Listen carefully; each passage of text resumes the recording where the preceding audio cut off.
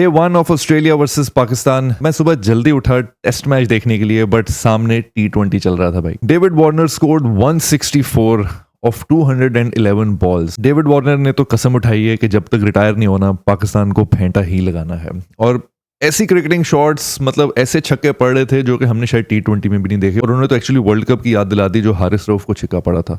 Anyway, Australia ended the day strong. I think the day belong to Australia. They ended with 346 for 5। हाँ, ये बात जरूर है कि बाकी जो बैट्समैन थे डेविड वार्नर के साथ, उनको कुछ खास सेटल नहीं होने दिया पाकिस्तानी बॉलर्स ने। But to be honest, collectively I think field में जो है बहुत लैक कर रहे थे। हमने 3 कैचेस ड्रॉप किए and catches win matches. I think at the end of the day ये जो फील्डिंग है वो पाकिस्तान को हॉन्ट करेगी जिस तरह से ये टेस्ट मैच एंड होगा। बिकॉज जिस तरह से दिन एंड हुआ है, ये लग रहा है कि ऑस्ट्रेलिया इज स्ट्रॉन्ग एंड या तो ये टेस्ट मैच ऑस्ट्रेलिया जीतेगी या फिर एट मैक्स ड्रॉ होगा, अनलेस अंटिल पाकिस्तान कोई मिरेकल पुल ऑफ कर दे। बॉलर्स में से टॉप पिक थे आमिर जमाल, 2 विकेट्स उन्होंने ली एंड प्रॉब्ली एक कैच भी आमिर जमाल का ही ड्रॉप हुआ था।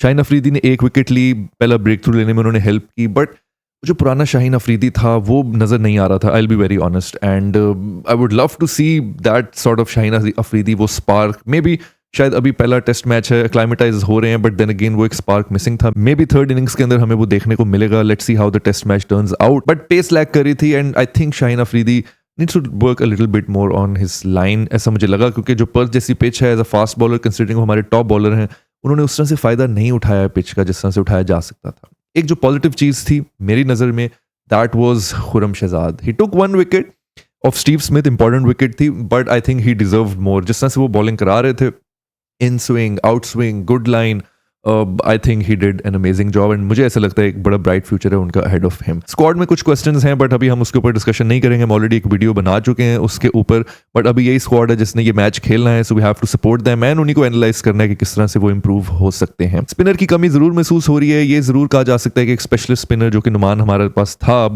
इंजरीज तो हमें ले बैठी हैं, नसीम शाह और अब फिर Abrar, because I was looking forward to see Abrar bowling, but injuries की वजह से आई थिंक अबरार प्रोबेबली नेक्स्ट मैच भी शायद ना खेल सकें, बट आई रियली होप कि वो आ जाएं वापस।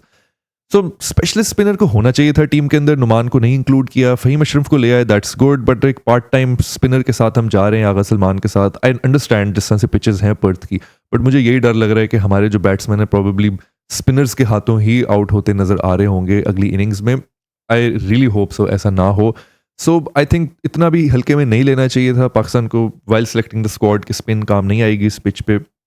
आई think as the days go by शायद एक स्पेशलिस्ट स्पिनर की हमें कमी महसूस होगी, but Pakistan still needs a miracle और ये अब आने वाले दिनों में ही पता चलेगा। That's it from day 1। Let me know in the comments आप लोगों को क्या लगता है कि क्या चेंजेस पाकिस्तान को स्क्वाड में करने चाहिए, क्या चेंजेस बैटिंग ऑर्डर में होने चाहिए, क्या चेंजेस अगले मैच में होने चाहिए, और ऐसा क्या पाकिस्तान कर सकता है जो पाकिस्तान को इस मैच में इस मुश्किल से निकाल सकता है और ड्रॉ ना हो बल्कि हमें एक मिरेकल जितवा सके। तो ऐसा क्या मिरेकल होगा आप लोगों को लगता है? Let me know in the comments below. I will see you guys after day 2। Allah Hafiz.